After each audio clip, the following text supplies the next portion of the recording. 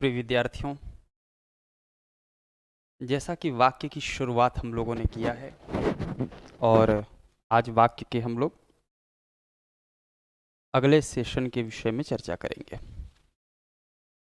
मैंने आपको बताया था कि वाक्य को पढ़ने से पहले हम क्या करेंगे। सबसे पहले हम जानेंगे वाक्य क्या है, पदबंध क्या है, उपवाक्य क्या है। इनके विषय में हम लोगों ने विस्तार से चर्चा कर लिया। मैंने कहा था कि इन तीनों को पढ़ने से पहले हम वाक्य के संदर्भ में पहले हम विस्तार से चर्चा करेंगे कि वाक्य क्या है, क्योंकि याद होगा मैंने आपको बताया था कि इन तीनों हिस्सों में जो सर्वाधिक महत्वपूर्ण हिस्सा है वो वाक्य है। और मुझे लगता है कि आप लोग वाक्य के लिए एकदम अच्छे से प्रिपेयर हो गए होंगे कि वाक्य अब हमको इस तरीके से पढ़ना है। बहुत ही पेशेंस के साथ आपको ध्यान से सुनते हुए इस काम को अंजाम देना है, जिससे आप बेहतर से बेहतर कर सकें। वाक्य इसलिए भी महत्वपूर्ण है क्योंकि हर एक परीक्षा में वाक्य से एक आध प्रश्न आ ही जाता है।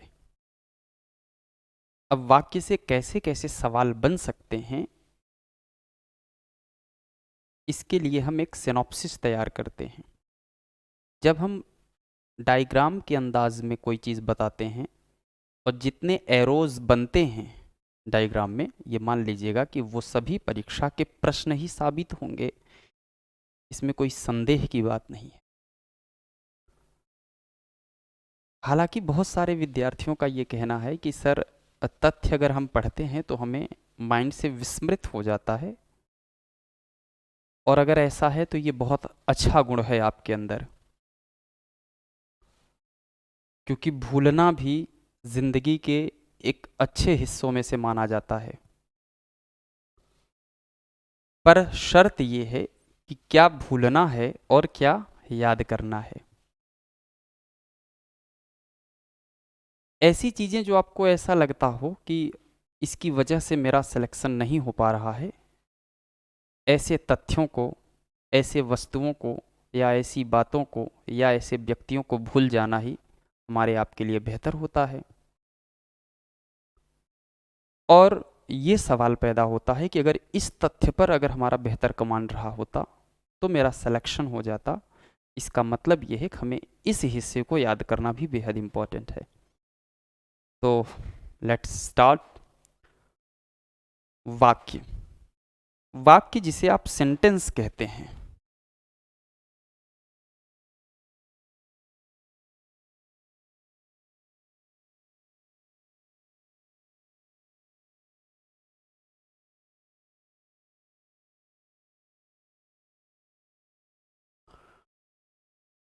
वाक्य में हमें क्या क्या सीखना है, क्या क्या जानना है, सबसे पहले हम उन विषय वस्तुओं की चर्चा कर लेते हैं।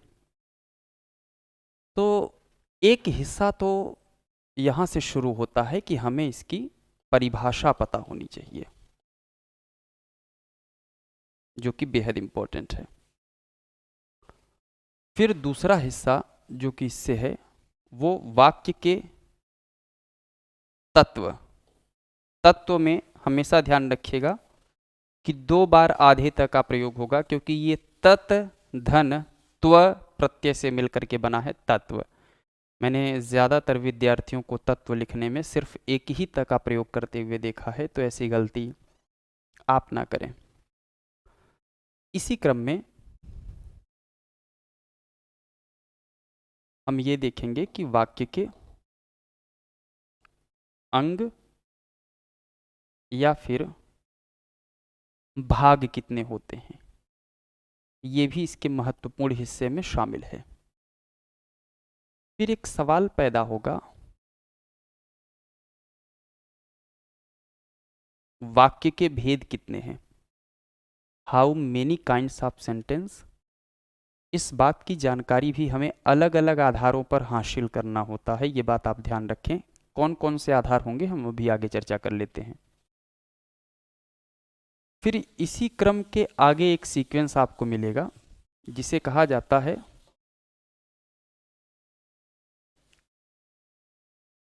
वाक्य रूपांतर।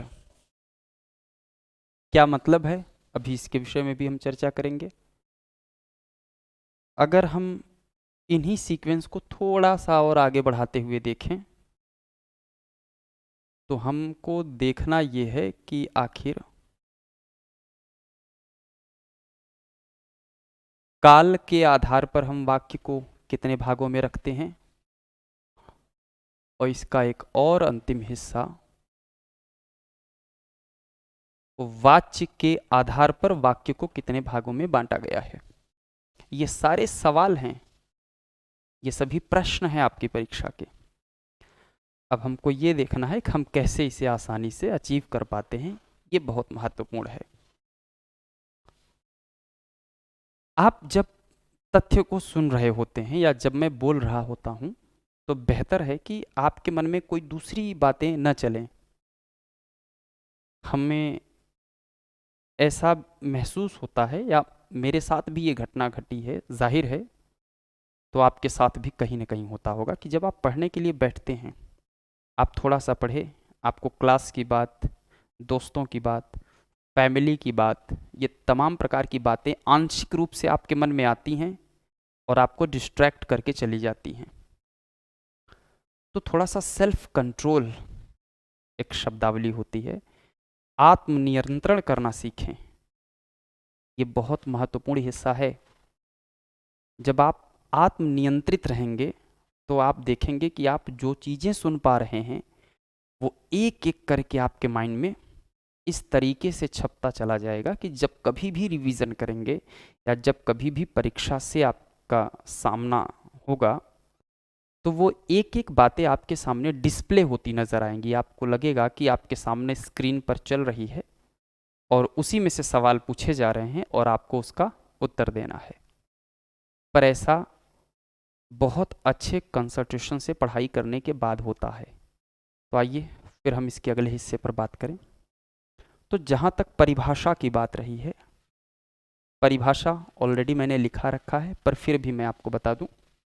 कहते हैं कि मनुष्य के विचारों को पूर्णता से प्रकट करने वाले पद समूह को वाक्य कहते हैं। ये बात मैं दोबारा लिख दे रहा हूं।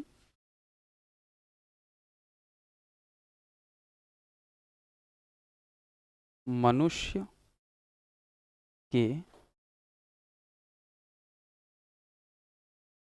विचारों को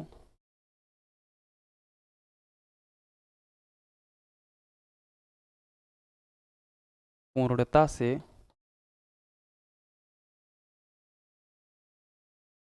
प्रकट करने वाले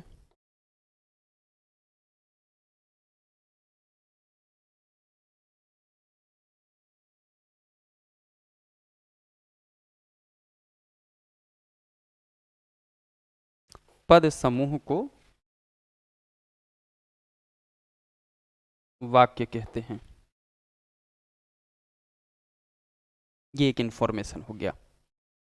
सवाल यदि आपसे पूछा जाए कि ध्यान रखिएगा वाक्य के कितने तत्व हैं, तो इसका बहुत अच्छा सा उत्तर होगा कि वाक्य के मुख्य 6 तत्व हैं। ये 6 तत्व हैं कौन कौन से, इनके सीक्वेंस के बारे में जान लें। पहला तो कोई भी वाक्य सार्थक होनी चाहिए, तो इसलिए कहा गया कि पहला जो तत्व है वो है सार्थकता। ये कोई भी वाक्य क्या होना चाहिए, सार्थक होना चाहिए। और दूसरा तत्व ये है कि कोई भी वाक्य योग्य होना चाहिए, योग्यता।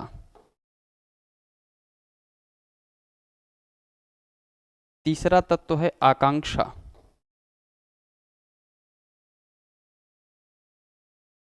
अगला है निकटता।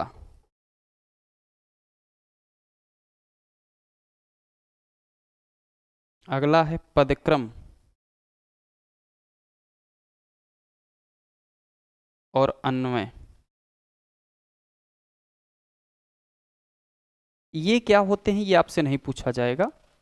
निकटता का आशय ये है कि जैसे मान लीजिए एक वाक्य है तो वाक्य में कर्ता होगा, फिर कर्म होगा, फिर क्रिया होगी। ये हिंदी के वाक्यों की प्रवृत्ति है, जबकि इंग्लिश में सब्जेक्ट है, वर्ब है, ऑब्जेक्ट लास्ट में आता है।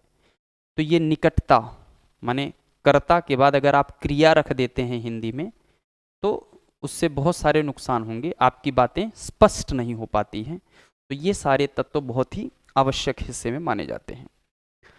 सवाल अगर आपसे ये पूछा गया कि वाक्य के अंग या भाग कितने हैं, तो वाक्य के मुख्यतः 2 अंग या भाग कहे जाते हैं। सवाल है कौन कौन से, तो एक का नाम आपने सुना होगा उद्देश्य,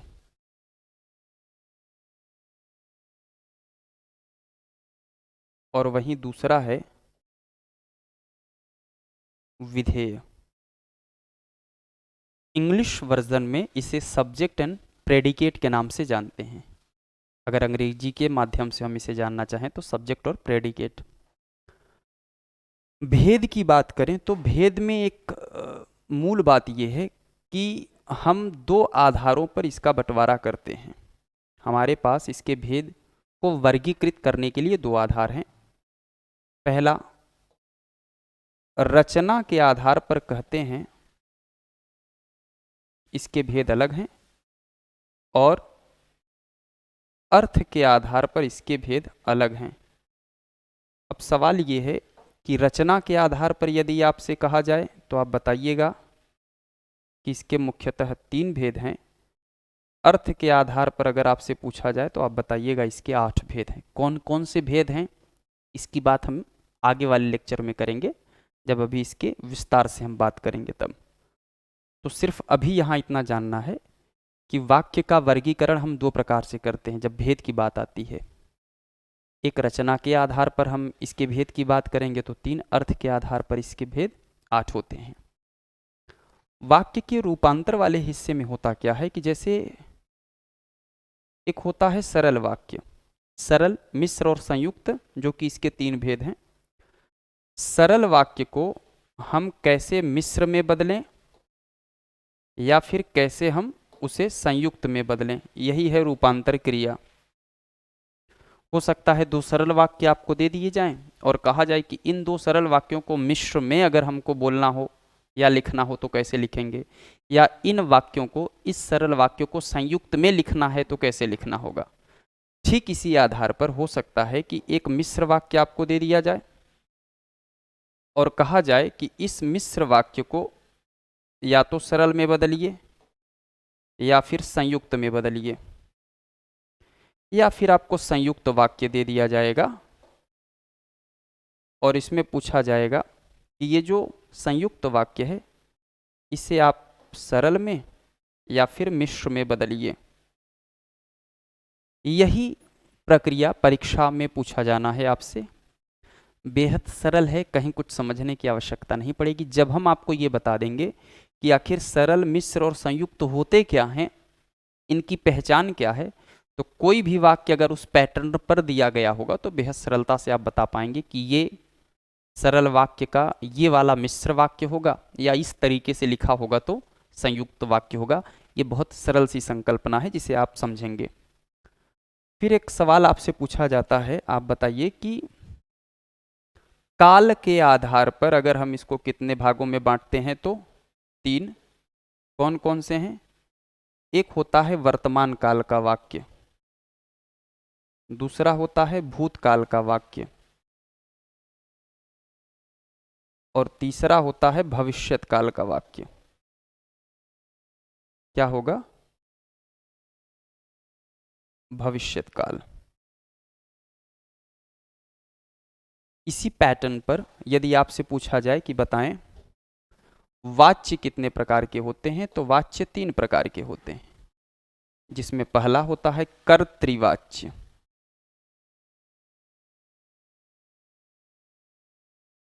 दूसरा है कर्मवाच्य, और तीसरा है भाववाच्य।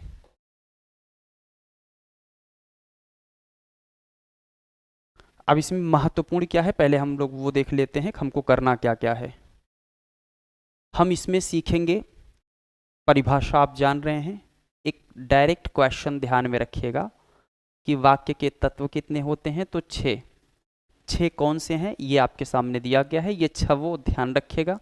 कभी कभी 3 इसमें से दे देगा, 4 कोई नवीन शब्द बना करके दे देगा, पूछा जाएगा कि कौन सा वाक्य का तत्व नहीं है। यदि ये याद होगा तभी आप बता पाएंगे कि कौन सा नहीं है। इसमें सबसे महत्वपूर्ण हिस्सा वाक्य का अंग या भाग क्या होता है, माने उद्देश्य किसे कहते हैं और विधेय किसे कहते हैं, अभी हम इसकी चर्चा कर लेते हैं। दूसरा, उसके बाद हम इसके भेद पर बात करेंगे कि भेद क्या है, और हम उसके बाद वाक्य के रूपांतर वाले हिस्से पर बात करेंगे कि कैसे वाक्य को रूपांतरित किया जाता है या परिवर्तित किया जाता है। उसके बाद ये जो काल और वाच्य वाला हिस्सा है, ये हम जब वर्ब टॉपिक पढ़ेंगे, ध्यान रखिएगा, माने क्रिया, हिंदी का जब क्रिया पढ़ेंगे तो क्रिया पढ़ने के दौरान ही ये आपको बताया जाएगा, क्योंकि बिना क्रिया पढ़े अगर मैंने आपको ये बताया तो एकदम क्लियर तो हो जाएगा, इसमें कोई संदेह नहीं है। किसी भी विषय वस्तु को हम कहीं से भी बताएंगे तो हम प्रयास यही करेंगे कि वो आपको समझ आ जाएगा, पर वो आपके मस्तिष्क में स्थायी रूप से बना रहे, ये कहाँ पढ़ना है ये हम जानते हैं कि यदि आप क्रिया के बाद पढ़ते हैं, क्रिया के बाद अगर आप पढ़ेंगे तो आपको ये लगेगा कि ये सारी बातें, ये सारे तथ्य बहुत आसानी से याद हो पाए हैं। क्यों? क्योंकि इसमें काल में और वाच्य में जो रोल है मूल रूप से वो क्रिया का है। और क्रिया पहले अच्छे तरीके से जान लीजिए कि क्रिया होती क्या क्या है, कैसी कैसी है, कितने प्रकार की होती है, भेद क्या है, पहचान क्या है। जब ये सारी बातें आप जान पाएंगे तो उसे अच्छे तरीके से समझ पाएंगे, क्योंकि वाक्य के सेंस में ये भी कहीं ना कहीं आता है, जिसके कारण मैं आपको बता दिया हूँ। तो सवाल अगर कभी डायरेक्ट पूछे कि काल कितने प्रकार के होते हैं तो 3, वाच्य कितने प्रकार के होते हैं तो 3, इनका आंसर्स आपको पता होना चाहिए, जिससे सवाल आपके लिए ईजी हो जाए। शुरू अब हम करते हैं वाक्य के अंग या भाग वाले हिस्से से। तो आइए देखते हैं कि वाक्य के अंग या भाग जो 2 हैं, उद्देश्य और विधेय, ये क्या होते हैं। इसे अगर आप चाहें पॉज करके आप इसे लिख लें, फिर हम अपनी बात को आगे बढ़ाएं।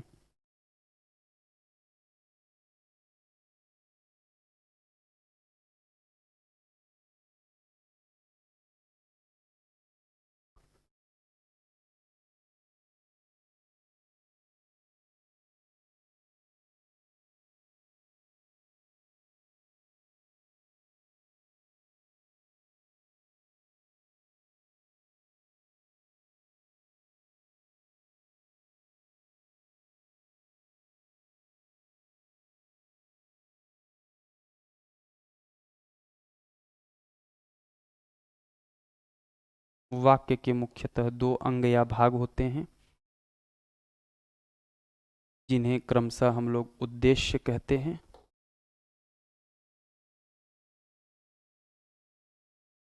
और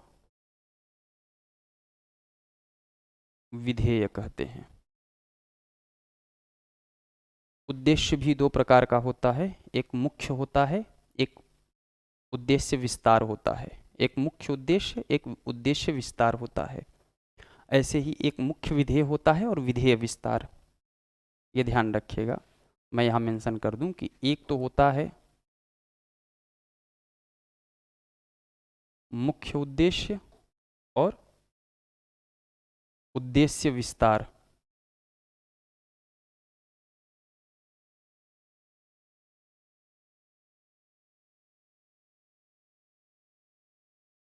बहुत कठिन बात नहीं है, केवल आपको लग रहा होगा कि इतनी सारी संकल्पनाएं कैसे हम माइंड में रखेंगे। आप बेहतर तरीके से समझ पाएंगे, कहीं तनाव लेने की आवश्यकता नहीं है। एक होता है मुख्य विधेय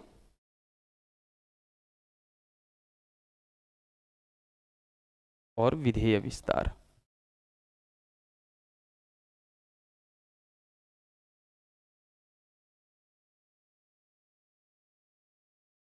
उद्देश्य क्या होता है, इसकी परिभाषा को अगर हम समझें तो कहा जाता है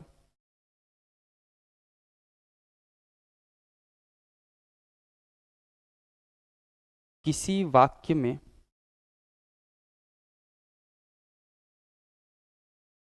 जो कार्य करने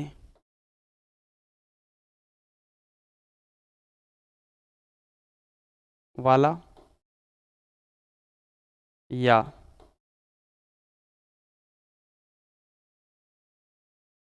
जिसके विषय में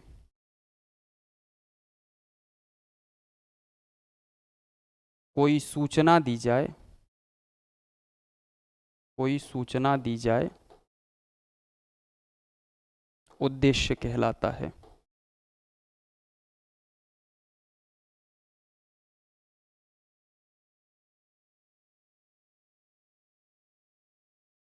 और जब उद्देश्य आप निकाल लेंगे तो उसी के आधार पर विधेय निकलता है। विधेय की परिभाषा है कि उद्देश्य के विषय में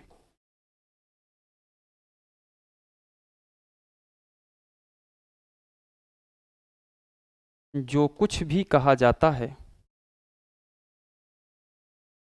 जो कुछ भी कहा या फिर बताया जाता है,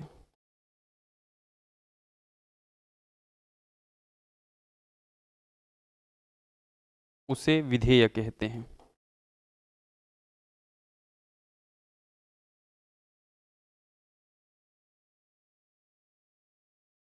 उसे हम क्या कहते हैं? विधेय कहते हैं। अब सवाल ये है, जैसे मान लीजिए दो वाक्य हम लिखते हैं। पहला, राम पत्र लिखता है।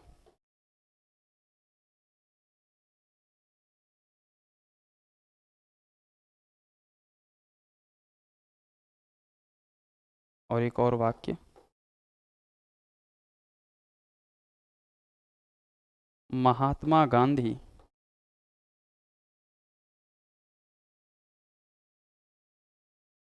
एक महान नेता थे। ये दो वाक्य दिया गया है, ध्यान से समझिएगा। यदि ये कहा जाए कि राम पत्र लिखता है, इस वाक्य में कौन ऐसा शब्द है जो किसी कार्य करने की क्रिया को संबोधित कर रहा है? तो राम। राम इसमें काम कर रहा है। राम क्या कार्य कर रहा है? तो राम पत्र लिखने का कार्य कर रहा है। तो कहा गया है कि किसी वाक्य में जो कार्य करने वाला हो उसे उद्देश्य कहते हैं। या ऐसा भी हो सकता है कि जिसके विषय में कोई सूचना दी जाए। जैसे मैंने कहा कि महात्मा गांधी एक महान नेता थे, इसमें कौन कार्य कर रहा है? तो आप कहेंगे महात्मा गांधी। तो उत्तर गलत है। यहाँ महात्मा गांधी कोई कार्य नहीं कर रहे हैं, बल्कि महात्मा गांधी के विषय में एक सूचना दी जा रही है। इसीलिए इसकी परिभाषा का अगला हिस्सा कि जिसके विषय में कोई सूचना दी जाए उद्देश्य कहलाता है। तो इसमें महात्मा गांधी क्या हो जाएंगे? उद्देश्य हो जाएंगे। तो राम पहले वाक्य में और दूसरे वाक्य में महात्मा गांधी उद्देश्य का काम कर रहा है। जैसे ही उद्देश्य आप निकाल लेते हैं वाक्य का, वैसे ही जो हिस्सा बचता है वो विधेय है। क्या? कि उद्देश्य के विषय में जो कुछ भी कहा या फिर बताया जाता है उसे विधेय कहते हैं। राम के विषय में बताया गया कि राम पत्र लिखता है, तो पत्र लिखता है क्या हो जाएगा? विधेय। और एक महान नेता थे, क्या हो जाएगा? तो सीधी सी बात है, विधेय। तो इस तरह से सरलता से उद्देश्य और विधेय आप जान पाए होंगे कि किस तरीके से इसका निर्माण होता है।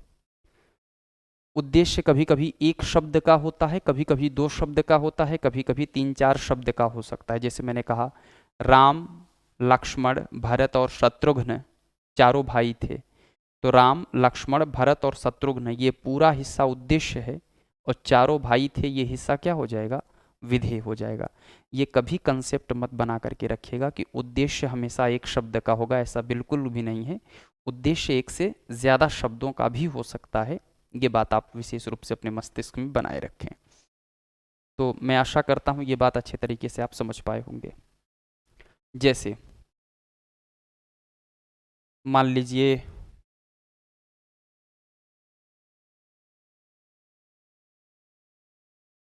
मैंने कहा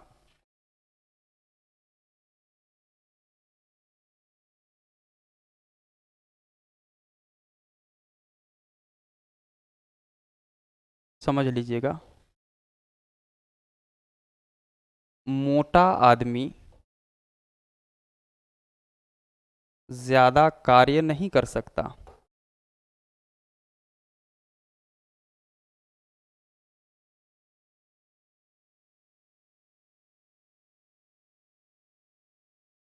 इसमें अगर कोई पूछे कि बताइए उद्देश्य क्या है, तो उद्देश्य हो जाएगा मोटा आदमी। विधेय क्या हो जाएगा, क्योंकि इसके बारे में बताया गया कि ज़्यादा कार्य नहीं कर सकता, ये विधेय हो गया। अब इसमें भी एक बात विशेष रूप से ध्यान रखिएगा, इस उद्देश्य वाले हिस्से में जो आदमी है ये मुख्य उद्देश्य है,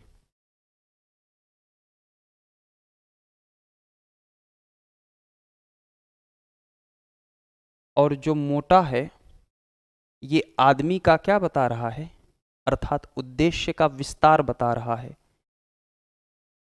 तो ये हो जाएगा आपका उद्देश्य विस्तार।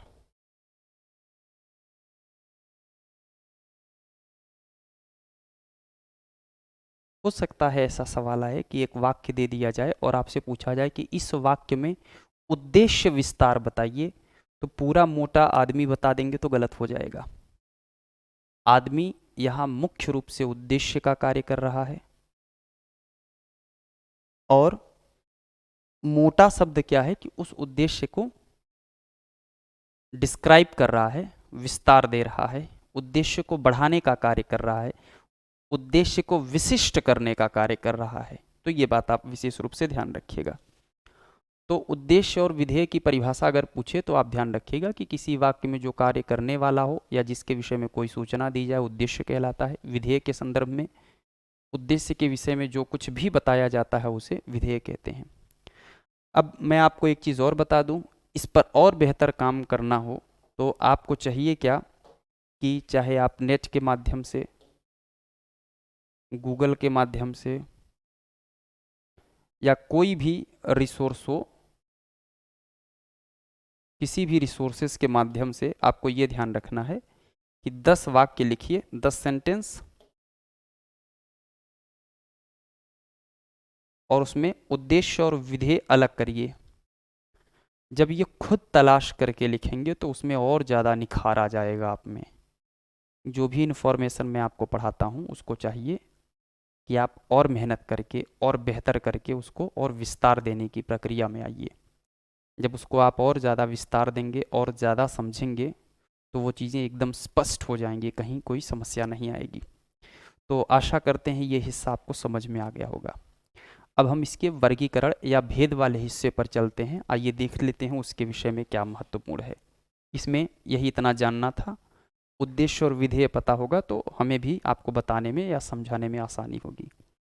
ये एकदम क्लियर है, कहीं कोई दिक्कत नहीं होनी चाहिए। चलिए, अगर आप चाहें तो इसका एक स्क्रीनशॉट तो ले नहीं पाएंगे पर लिख तो सकते हैं ना, तो बेशक आप इसे रोक करके धूमधाम से लिखिए।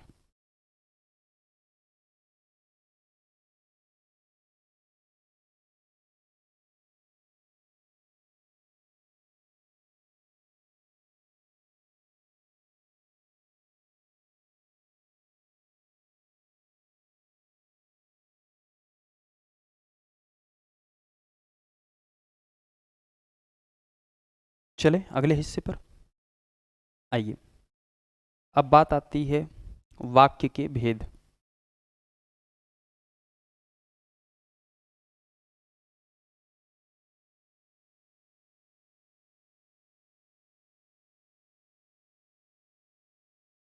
अगर हम वाक्य के भेद की बात करें तो वाक्य के मुख्यतः, अगर बात करें रचना के आधार पर इसके 3 भेद हैं, और वहीं अर्थ के आधार पर इसके 8 भेद हैं। अब रचना के आधार पर जो 3 भेद हैं उनका नाम आप याद रखिए, गलत न करिए। तो पहला सरल कहते हैं या फिर आप इसको साधारण भी कह सकते हैं। दूसरा मिश्र या फिर मिश्रित कह सकते हैं।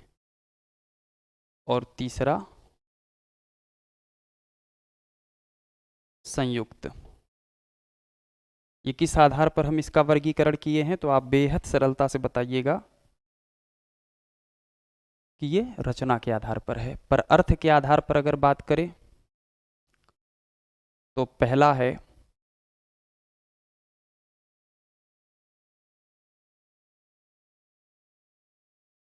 विधिवाचक वाक्य। दूसरा है निषेधवाचक वाक्य। तीसरा है आज्ञावाचक वाक्य।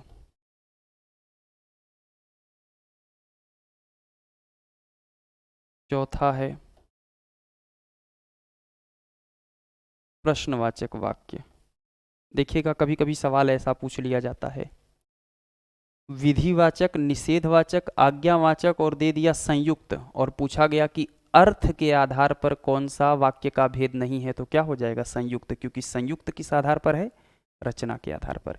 या तीन ये दे दिया प्रश्नवाचक लगा करके यहाँ चौथे विकल्प में, रचना के आधार पर इसमें वाक्य का भेद कौन सा नहीं है। तो ध्यान रखिएगा कुल मिला जुला करके कि प्रश्न की गंभीरता से बिल्कुल अवगत होना चाहिए कि आपसे पूछ क्या रहा है। यदि रचना के आधार पर पूछ रहा है हाँ या नहीं, तो ये विशेष रूप से ध्यान रखिएगा। अर्थ के आधार पर पूछ रहा है या नहीं, कभी कभी प्रश्न में है या नहीं शामिल कर देता है और हम जल्दबाजी में गलती कर देते हैं। तो ये बात आपसे नहीं होनी चाहिए, ऐसी गलती आप बिल्कुल भी ना करें। तो जिस सीक्वेंस में मैं आपको बता रहा हूँ इसको ध्यान से समझें कि ये वाला हिस्सा अर्थ के आधार पर है। कभी कभी पूछ लेता है अर्थ के आधार पर, हमारे जहन में वही सरल संयुक्त मिश्र, सरल संयुक्त मिश्र यही जुड़ा होता है और हम जल्दबाजी में एक गलत फैसला ले लेते हैं और एक सवाल गलत कर देते हैं। तो हम आशा करते हैं आपसे ऐसी उम्मीद कि ऐसी गलती आप ना करें, ठीक है ना? और मुझे पूरा विश्वास है कि आप ऐसा नहीं करेंगे। फिर उसके बाद एक है विस्मयवाचक वाक्य।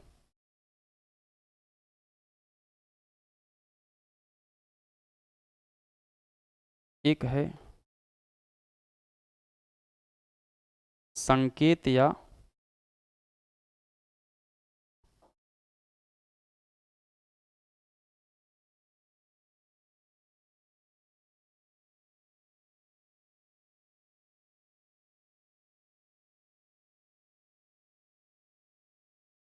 एक है संदेहवाचक वाक्य।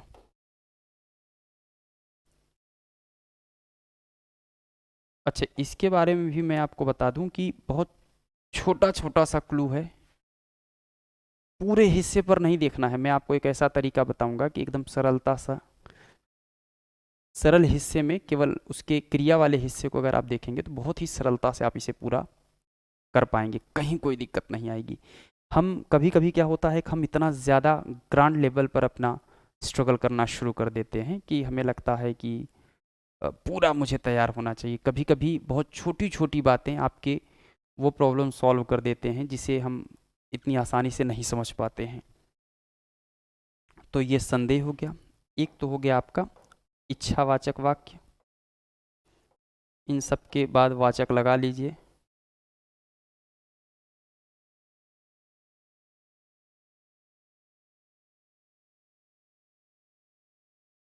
और संकेत या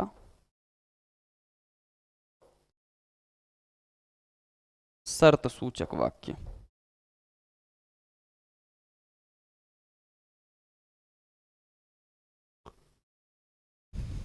तो ये पूरा रट जाना चाहिए, ये पूरा याद रहे, इसमें कहीं कोई त्रुटि ना हो, कहीं कोई गलती ना हो। ये पूरे अच्छे तरीके से आप तैयार कर लीजिएगा।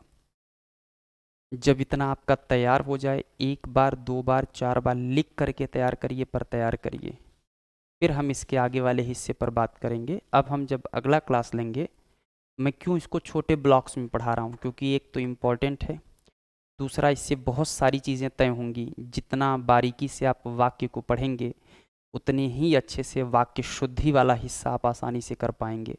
वाक्य शुद्धि इसी से रिलेटेड है।